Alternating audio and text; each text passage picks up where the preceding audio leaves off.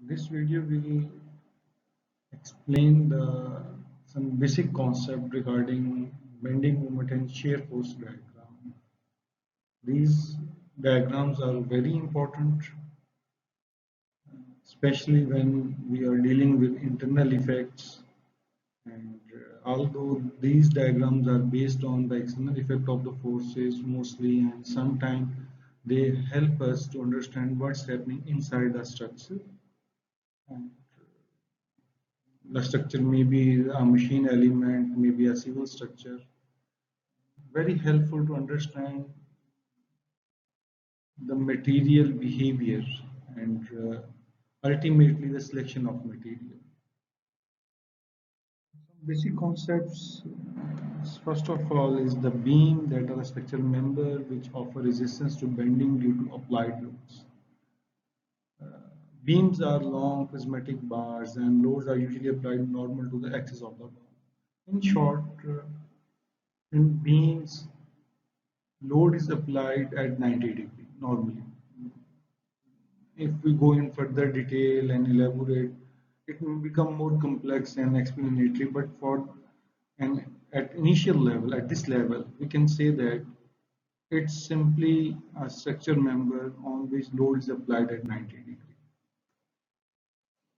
And what is shear force? It is the force traversed to the beam, means again 90 degree at the beam at a given section tend to cause it to shear at that section. Obviously, if a member is horizontal and force is applied on a vertical direction, it try to break it in two pieces along the axis of the force. That's why it is called shearing force. The shear force diagram is which showing the variation in shear force along the length of the beam. If we have 10-foot beam having different loads, the shear force diagram on the basis of load will let us know at what point what is the magnitude of the shearing force. Then we have bending moment. It is the bending effect that can occur when an external force is applied to the structure member like beam. Simply, if you know that a force is applied on a body, and as well as we move along the body, moving away from the force, the moment of the force will increase, and the effect of the force will also increase in terms of bending. So, such type of movement in special case of beam is called bending moment. Or maybe the frames. I have already explained that more and more detail will make it more and more complex and explanatory, but initially we are just focusing the beam, so that's definition is enough. Similarly, the diagram that show the variation of bending moment along the length of the beam or a frame is called bending moment diagram. These are very important aspects, and in term of mechanics, theory of design, theory of structures, and also the machine design ultimately. These are the initial things. So in this lecture, we only discuss some very simple and basic concepts, not the complicated, not the multiple force, different loading force criteria. There are many types of the beam based on the classification on the end types. A simple beam having the simple supports to, or cantilever having one end fixed and other end is free, or the combination like this. Such type of structures are statistically determinate beams in which we focus that number of equations and number of unknowns are equal, or number of equations are more, number of unknowns are less, that make it a statistically determinate beams. Whereas if we have continuous beam, one end is fixed, other having simple support, or both ends are fixed, such type of structure are statistically indeterminate beams. So in this lecture, we only focus on statistically determinate beam, because statistically indeterminate beam have many methods, and they are comparatively lengthy one and the complete one. In order to understand, we should have a good concept of statistically determinate beams. हम already देख चुके हैं simply supported beam with point load at centre, उसके हमने and reactions निकाले हुए हैं। और हम देखते हैं कि उसकी bending moment at share force diagram हम कैसे बनाएंगे। ये हमारे पास बीम है जिसके दो सिंपली सपोर्ट हैं A and B, P point load centre पे एक्ट कर रहा है। ये मैंने कुछ लाइंस ड्रॉ कर दी हैं मैप आउट करने के लिए bending moment and shear force diagram. C point centre को यहाँ पे शो कर रहा है। अब हमें मालूम है कि एंड रिएक्शंस जिनको हम sum of moment at point A is equal to zero, अब हम उनको सिंपली कहेंगे कि M at A is equal to zero, M at B is equal to zero. अब फ्री बॉडी डायग्राम बनाएंगे हम इनकी। सिंपल स्पोर्ट्स को हमने सिंपल रिएक्शन से रिप्लेस कर दिया और सी यहाँ पे सेंटर पे शो कर रहा है। अभी हम प्रीवियसली कर चुके हैं कि कैसे हमने आर बी और आर ए को फाइंड आउट किया था। जब आपको क्वेश्चन पेपर में दिया जाए और इस तरह का सवाल आ जाए कि simply supported base with point load at centre, तो आप विदाउट कैलकुलेशन भी कह सकते हैं क्योंकि कि आर ए और आर बी बराबर होंगे और वो चूँकि पी लोड अप्लाई हो रहा है तो पी बाई टू उनका रिएक्शन। अगर आप ये स्टेटमेंट भी लिखते हैं तब भी आपके क्वेश्चन को सही समझा जाएगा। और एक बार याद रखें, हमारी जो डायग्राम है शेयर फोर्स की बेंडिंग मोमेंट की, ये लेफ्ट से स्टार्ट होगी। अपवर्ड शेयर फोर्स पॉजिटिव होती है, डाउनवर्ड शेयर फोर्सेस नेगेटिव होती है। शेयर फोर्स डायग्राम बनाएंगे। ये बीम को शो कर रही है लाइन। ए पॉइंट के ऊपर हमारा अपवर्ड रिएक्शन है P/2, वो हमने इसको लाइन से शो किया। ये लाइन हम अंदाजे से लगाते हैं तो स्केल लेने की ज़रूरत नहीं है। अब देखें ए से लेके सी पॉइंट तक कोई भी फोर्स अप्लाई नहीं होगी, तो ये जो ए पॉइंट पे शेयर फोर्स का स्टेटस है ये कंटिन्यू रहेगा टिल पॉइंट सी। अब सी पॉइंट पे एक फोर्स लग रही है पी की, उस पी को चूँकि वो डाउनवर्ड है वो इसमें से सब्ट्रैक्ट होगी और रिजल्टेंट आएगा -P/2। तो इस पॉइंट के ऊपर जैसे कि एरो से शो किया गया है, हमारी शेयर फोर्स डायग्राम चली जाएगी +P/2 से -P/2 के ऊपर। अब देखें सी से आगे बी तक कोई भी लोड नहीं लग रहा, तो ये डायग्राम कंटिन्यू रहेगी टिल ये बी पॉइंट पहुंचेंगे। बी पॉइंट पे एक अपवर्ड रिएक्शन है हमारे पास आर बी को हम इसमें ऐड करेंगे तो आंसर आ जाएगा 0 और ये डायग्राम 0 पे क्लोज हो जाएगी। अगर हमारी डायग्राम शेयर फोर्स की 0 पे क्लोज होती है, इट मीन्स कि हमारे पास हमारा ये क्वेश्चन बिल्कुल ठीक है। अब हम बनाते हैं bending moment diagram. Clockwise bending moment is positive, counter clockwise negative. Diagram left से स्टार्ट होगी। हमें पता है कि ए पॉइंट के ऊपर बेंडिंग मोमेंट 0 है तो हमारी डायग्राम 0 स्टार्ट होगी। अब देखें सी वो पॉइंट है जहाँ पे एक फोर्स लग रही है, इनकी इन बिटवीन कोई ऐसी डिटेल नहीं है, कोई लोड नहीं है, तो इसलिए हमें इन बिटवीन कैलकुलेट करने की ज़रूरत नहीं है। तो हम अब सी पॉइंट पे जाएंगे और एम सी हमने कैलकुलेट किया, इट इज़ PL/4 जो कि मैक्सिमम बेंडिंग मोमेंट है इस केस में, और ये यहाँ पे लिखे। अब यहाँ पे देखें ये जो PL/4 ये एक किस्म का रिलेशनशिप है और ये एक लीनियर रिलेशनशिप है, इसलिए ये स्ट्रेट लाइन यहाँ पर हमने शो की। अब हमें पता है कि बी पॉइंट पे मोमेंट 0 है और सी और बी के दरमियान कोई फोर्स नहीं लग रही, तो हम सिंपली इसको कनेक्ट करते हैं। तो ये हमारी बेंडिंग मोमेंट डायग्राम कंप्लीट हो। बहुत सिंपल सा ये क्वेश्चन है, इसमें कोई ख़ास मुश्किल नहीं। होप सो आपको ये पॉइंट क्लियर हो गए होंगे। यहाँ पे एक कंक्लूजन है कि maximum bending moment is at the point way shear force is 0। आप देखें सी पॉइंट पे शेयर फोर्स 0 को क्रॉस कर रही है। आगे आगे जैसे हम मैक्सिमम आगे मूव करते जाएंगे, नई से नई बीम्स के और लोड टाइप को मिक्सअप करते जाएंगे, तो ये पॉइंट बहुत इंपॉर्टेंट है। फिर आगे हम कंटिन्यूस बीम को किसी लेवल पे स्टडी करेंगे जहाँ पे ज़्यादा सपोर्ट्स होंगी 2 की बजाय, और वो स्टैटिस्टिकली इनडिटर्मिनेट स्ट्रक्चर्स में आएंगी। उस क्वेश्चन में जब हम जाएंगे तो वहाँ पे मल्टीपल पॉइंट के ऊपर जो हमारी डायग्राम है वो 0 को क्रॉस करेगी। उस वक्त फिर हमें देखना है कि मैक्सिमम बेंडिंग मोमेंट कहाँ है, वो बात की बात नहीं। ये आपकी असाइनमेंट है जिसको आपने रिपीट करना। अब हम आते हैं सिंपली सपोर्टेड बीम में यूनिफॉर्मली डिस्ट्रीब्यूटेड लोड न्यूटन पर मीटर में या पाउंड पर फीट। ये हमारे पास एक AB बीम है, सिंपली सपोर्टेड है, इस पर W यूनिफॉर्मली डिस्ट्रीब्यूटेड लोड है। फ्री बॉडी डायग्राम बनाएंगे और हम ये कहते हैं कि सिर्फ अंडरस्टैंडिंग पॉइंट ऑफ व्यू से सिंप्लीफाई करने के लिए चीज़ों को हम उसको पॉइंट लोड में कन्वर्ट करते हैं और अज्यूम ये करते हैं कि as a whole effect same रहेगा, बट एक्चुअली ये पॉइंट लोड और यूनिफॉर्मली डिस्ट्रीब्यूटेड लोड सेम नहीं होते। और हमें पता है कि हम जितने स्पैन पे वो एक्ट कर रहा है पॉइंट यूनिफॉर्म डिस्ट्रीब्यूटेड लोड, उसको हम उसकी क्वांटिटी से मल्टीप्लाई करते हैं और वो हमारे पास पॉइंट लोड की वैल्यू आ जाती है। अब डब्ल्यू यहाँ पे क्वांटिटी है, एल स्पैन है, तो ये W into L point load की वैल्यू आ गई। ये चीज़ें आप पहले कर चुके हैं जिसमें आपने आर ए और आर बी को भी फाइंड आउट किया था। अब हम ये शेयर फोर्स डायग्राम बनाएंगे, ये इंपॉर्टेंट है शेयर फोर्स डायग्राम। हमें पता है कि ये बीम है ए बी, ए पॉइंट पे जो रिएक्शन है वो डब्ल्यू एल बाई टू है। अब आप देखें कि हमने लास्ट टाइम कहा था कि ए और सी पॉइंट के ऊपर जहाँ पे लोड अप्लाई हो रहा था दरमियान में कोई और लोड नहीं है, लेकिन इस केस में each and every point of A to B उस पर लोड अप्लाई हो रहा है जो कि यूनिफॉर्मली डिस्ट्रीब्यूटेड है। तो यहाँ पे इसके लिए हम सबसे पहले देखेंगे कि किसी भी पॉइंट x के ऊपर शेयर फोर्स की वैल्यू क्या है। उसके लिए हम फ्री बॉडी डायग्राम बनाएंगे कि कोई x है हमारे पास जिसकी लिमिट 0 से लेकर l तक है।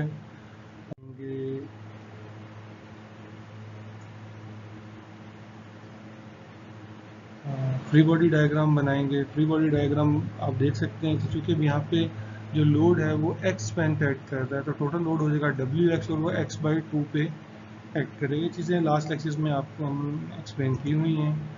तब आपने देखा कि shear force at point this क्या होगी, आर ए और बी एक्स। आर ए की वैल्यू हमने प्लेस की तो ये W into L by two minus X आ गई। ये एक लीनियर रिलेशनशिप है। आप यहाँ पर ऑब्जर्व करें कि एक्स का मतलब जैसे जैसे एक्स इंक्रीज होगा, मतलब एक्स की वैल्यू 1 2 3 4 जैसे जैसे बढ़ेगी, बी की वैल्यू डिक्रीज होगी क्योंकि एक्स सब्ट्रैक्ट कर रहा है उसको। तो आप इसका मतलब क्या हुआ कि आपके पास यूनिफॉर्मली डिस्ट्रीब्यूटेड लोड के अंदर डायग्राम की पैटर्न ये बनता है। स्ट्रेट लाइन नहीं बनेगी, एक स्लोपी लाइन बनेगी और वो स्लोपी लाइन कहीं ना कहीं हमारी जो बेस ए बी लाइन है जीरो को इंटरसेक्ट करेगी। तो उसको फाइंड आउट करने के लिए हम क्या करेंगे कि हम वी एस को ज़ीरो रख देंगे। हमें पता है कि डब्ल्यू चूँकि ज़ीरो के बराबर नहीं होता तो सिर्फ L by two minus X C zero के बराबर और एक्स की वैल्यू आ जाएगी एल बाई टू। तो हम कह सकते हैं कि मिड स्पैन पे जाकर जहाँ पे x की वैल्यू एल बाई टू है वहाँ पे शेयर फोर्स की वैल्यू 0 हो जाएगी। अच्छा, उसके बाद हम आगे देखते हैं कि ये डायग्राम ऐसे कंटिन्यू रहेगी टिल पॉइंट B। अगर हम देखें B पॉइंट पे इसकी वैल्यू क्या होनी चाहिए तो वो आपके सामने आ जाएगी कि यहाँ पे अब A से B पॉइंट L डिस्टेंस के फासले पर है, तो हम x की वैल्यू रखेंगे L, क्योंकि A और B के दरमियान जो डिस्टेंस है वो L है। तो हमारा आंसर आ गया माइनस एल बाई। तो आपको पता है कि बी पॉइंट पे जो रिएक्शन है वो अपवर्ड है L by W L by.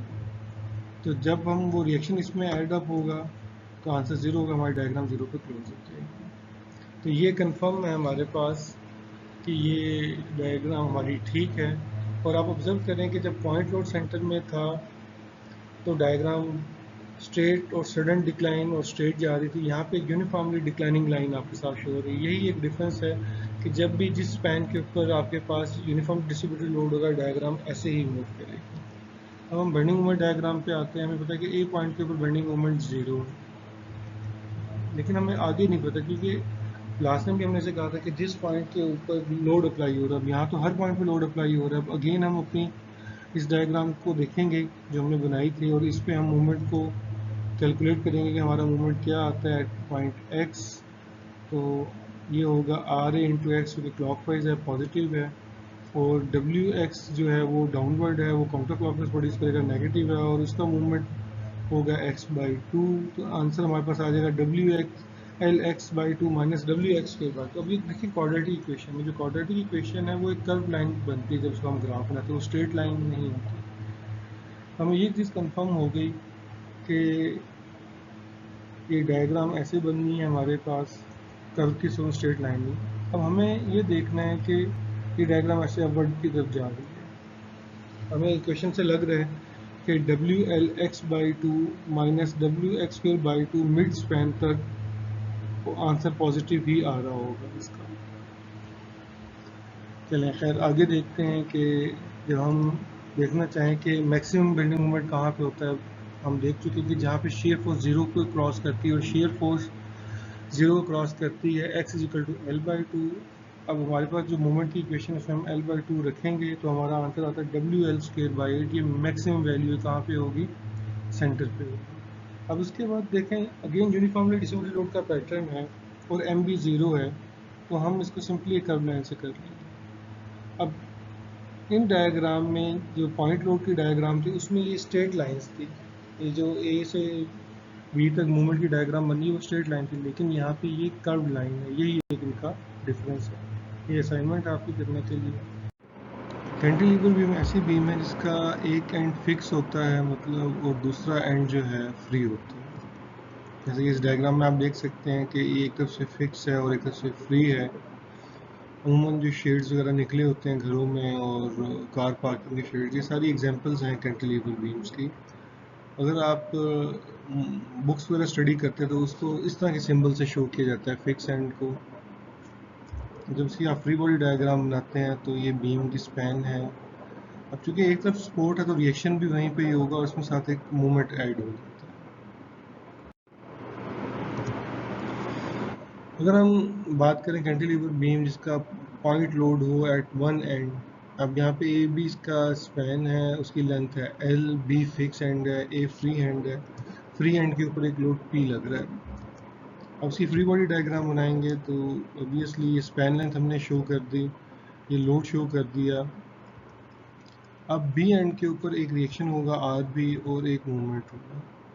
अब ऑब्जर्व करें जो पी ने बी पे मूवमेंट प्रोड्यूस करना है वो है काउंटर क्लॉकवाइज, तो उसका जो रिएक्शन में मूवमेंट प्रोड्यूस होगा वो क्लॉकवाइज होगा। इसको हमने नाम दिया एम बी का। अब यहाँ पर बड़ी सिंपल सी बात है, दो फोर्सेस हैं तो आपस में इक्वल होंगी, अगर आप ना भी कैलकुलेट करें तब भी ठीक है। शेयर फोर्स डायग्राम बनाएंगे हम, तो आप देखें कि ए पॉइंट के ऊपर जो लोड लग रहा है वो डाउनवर्ड है और डाउनवर्ड शेयर फोर्स नेगेटिव होती है, तो ये नेगेटिव शो होगी हमारे पास माइनस पी। अब ए से लेके बी तक कोई फोर्स नहीं लग रही, तो ये जब बी पॉइंट पे जाएगा तो वहाँ पे एक रिएक्शन है आर बी जो कि पॉजिटिव पी है, अपवर्ड है, तो वो इसको जीरो पे डायग्राम को क्लोज कर देगा। अब अगर हम बात करें एम बी की, अब चूंकि यहाँ पे sum of movement at B point या एंड मूवमेंट बी ये जीरो नहीं है, ये उस मूवमेंट के बराबर है जो ये पी लोड प्रोड्यूस कर रहा है। तो ये ऑब्वियसली पी का डिस्टेंस बी पॉइंट से कितना है, एल है, तो ये पी इंटू एल होगा और ये क्लॉकवाइज है और जो पॉजिटिव है। अब फिर डायग्राम बनाएंगे हम। अब देखें ए पॉइंट के ऊपर मूवमेंट जीरो है। अब सिंपल आप कॉन्सेप्ट रखें मूवमेंट का, जैसे हम ए से बी की तरफ बढ़ते जाएंगे वैसे वैसे जो मूवमेंट है वो भी बढ़ता जाएगा। लेट्स से अगर हमारे पास एल है 10 मीटर, हम ए से बी की तरफ 1 मीटर आएंगे तो पी लोड हो जाएगा, पी मूवमेंट बन जाएगा हमारे पास, P into one is equal to P. अगर हम 2 मीटर पे जाएंगे तो P into two two P हो जाएगा। हम 3 मीटर पे जाएंगे तो पी इंटू थ्री हो जाएगा। टिल हम बी पॉइंट पे आएंगे तो मैक्सिमम मूवमेंट हमारे पास होगा और वो होगा माइनस पी इंटू एल। और ये सारा नेगेटिव है क्योंकि ये पी की वजह से प्रोड्यूस हो रहा है और ये काउंटर क्लॉकवाइज है। लेकिन जैसे ही आप बी पॉइंट पे पहुंचेंगे तो बी पॉइंट के ऊपर एक और मूवमेंट अप्लाई हो रहा है जो कि एम बी है, पी एल है, क्लॉकवाइज है, वो इसको जीरो कर देगा, डायग्राम जीरो पे क्लोज हो जाएगी। और ये याद रखें ये स्ट्रेट लाइन है मूवमेंट डायग्राम में।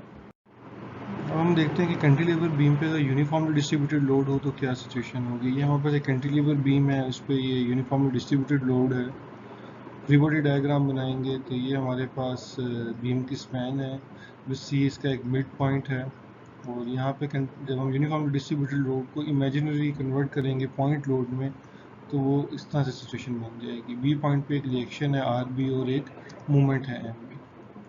अब ऑब्वियसली जो हम पे टोटल फोर्स अप्लाई हो रही है वो डब्ल्यू एल है, तो वो रिएक्शन के बराबर हो जाएगी डब्ल्यू एल, और चूँकि आर बी अपवर्ड है तो वो पॉजिटिव होगा। शेयर फोर्स डायग्राम बनाएंगे हम इसकी। ये हमारे पास पॉइंट आ गए ए बी। आपको पता है कि यूनिफॉर्म डिस्ट्रीब्यूटेड लोड की जो डायग्राम है वो इंक्लाइनिंग होती है। कैसे? जैसे हम एक की से बी की तरफ मूव करते जाएंगे वैसे वैसे लोड की जो इफेक्टिव क्वांटिटी है वो बढ़ती जाएगी। अब ए पे लोड ज़ीरो है, हम ए से 1 फीट बी की तरफ आएंगे तो वहाँ पे डब्ल्यू लोड आ जाएगा। हम 2 फीट बी की तरफ आएंगे तो 2 डब्ल्यू लोड आ जाएगा। हम 3 फुट आएंगे तो 3 डब्ल्यू आ जाएगा। हम एल फीट आगे आएंगे तो वो डब्ल्यू एल लोड आ जाएगा, और चूंकि लोड डाउनवर्ड है इसलिए ये नेगेटिव होगा। अब बी पे एक रिएक्शन है अपवर्ड, वो आर बी उसकी वैल्यू डब्ल्यू एल है तो उसने इसको जीरो पे क्लोज कर दिया। अब हम देखते हैं इसका बेंडिंग मोमेंट बी पॉइंट पे क्या होगा। अब देखिए डब्ल्यू एल फोर्स है वो L/2 डिस्टेंस पे लग रही है, तो ये हो जाएगा WL²/2। बेंडिंग मोमेंट डायग्राम बनाएंगे, हम स्पैन लेंगे ए बी। तो इससे पहले कि हम आगे चलें, हम थोड़ा सा आपको समझाने के लिए हम अज्यूम करते हैं कि ये एक पोर्शन है बीम का जिस पे ए से एक्स डिस्टेंस के फासले पे कोई पॉइंट सी है, और सी जो है between A and B point है। एक्स की मिनिमम वैल्यू 0 है और एक्स की मैक्सिमम वैल्यू एल हो सकती है। इसकी फ्री बॉडी डायग्राम बनाएंगे। अब ये जो लोड है वो डब्ल्यू एक्स होगा और x/2 पे अप्लाई होगा। अब यहाँ पे जब हम इसका मोमेंट कैलकुलेट करेंगे तो ये होगा minus W X into x/2 is equal to minus WX²/2 mc। अब यहाँ पे आपका एक क्वेश्चन आ सकता है कि भाई एम बी जब हमने कैलकुलेट किया था तो वो तो पॉजिटिव था, ये नेगेटिव क्यों? बेसिकली ये जो एम बी की कैलकुलेशन है वो है basically M B minus W L into L/2 is equal to 0, क्योंकि बी पॉइंट के ऊपर आपके पास ऑलरेडी एक मोमेंट था एम बी, और जो लोड का मोमेंट था वो उसके इक्वल आ रहा था। लेकिन जो सी पॉइंट है, सी पॉइंट पे ऑलरेडी कोई मूवमेंट नहीं है, सी पॉइंट पे मूवमेंट सिर्फ वही है जो लोड की वजह से। इन शॉर्ट बी पॉइंट पे एक लोड की वजह से मूवमेंट प्रोड्यूस हो रहा है और एक रिएक्शन सपोर्ट का मूवमेंट है, जबकि सी पॉइंट पे रिएक्शन सपोर्ट तो है ही नहीं, तो इसलिए कोई रिएक्शन मूवमेंट है नहीं, सिर्फ और सिर्फ लोड का ही मूवमेंट है, इसलिए वो माइनस पे है। अब अगर हम देखें कि ए से लेके बी तक कोई और लोड चूंकि अप्लाई नहीं हो रहा, हम x को इक्वल टू एल पुट करेंगे तो ये हमारे पास वैल्यू आ जाएगी -L²/2। अब देखें ये क्वाड्रेटिक रिलेशनशिप है, तो ये कर्व बनेगी। यही एक डिफरेंस होता है यूनिफॉर्मली डिस्ट्रीब्यूटेड लोड की बेंडिंग मोमेंट डायग्राम में और पॉइंट लोड की बेंडिंग मोमेंट डायग्राम में, कि पॉइंट लोड की bending moment diagram straight line से होती है, जबकि यूनिफॉर्मली डिस्ट्रीब्यूटेड लोड की कर्व्स के साथ होती है। तो बी पॉइंट पे जो मूवमेंट प्रोड्यूस हो रहा था वो हमने इस पर प्लेस किया और डायग्राम 0 पे क्लोज हो जाती है। आपके लिए कोई खास असाइनमेंट नहीं है, आप सब इन्हीं क्वेश्चंस को रिपीट कर लें ताकि आपका कॉन्सेप्ट क्लियर हो जाए।